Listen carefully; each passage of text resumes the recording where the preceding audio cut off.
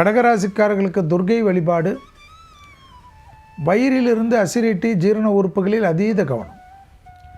மற்றபடி தொழில், உத்தியோகம், வியாபாரம், படிப்பு ஏற்றம். பழைய கடன்கள் பைசல் ஆகிறது அனுகூலம்.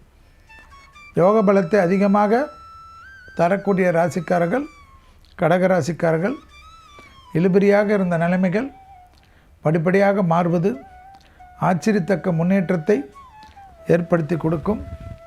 எதிர்பார்த்த நல்ல விஷயங்கள் நடக்கக்கூடிய அனுகூலமும் சந்தோஷமும் உங்களையும் உங்கள் சார்ந்தவர்களையும் மிக மகிழ்ச்சி அடைய செய்யும். கொடுத்த வாக்கை குடும்பத்திலும் வெளிவட்டாரத்திலும் காப்பாற்றக்கூடிய அமைப்பு ஏற்படும்.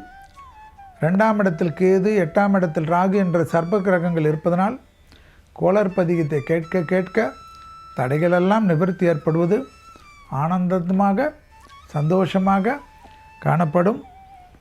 நீண்ட நாட்களாக வராத ப்ரமோஷன் வரும், வராத இன்க்ரிமெண்ட் வரும். மன அழுத்தம், மரண பயமெல்லாம் நீங்கள் அமைதியாகவே இருந்தாலே எல்லாமே தீர்த்து வைக்கக்கூடிய நல்ல காலகட்டம் என்பதை கடகராசிக்காரர்கள் உணர்ந்து கொள்ளலாம். தொழில் ரீதியாக நல்ல முன்னேற்றங்கள் ஏற்படுவது ஆச்சரியத்தக்க அளவுக்கு அனுகூலத்தை ஏற்படுத்தக்கூடிய நல்ல காலகட்டம்.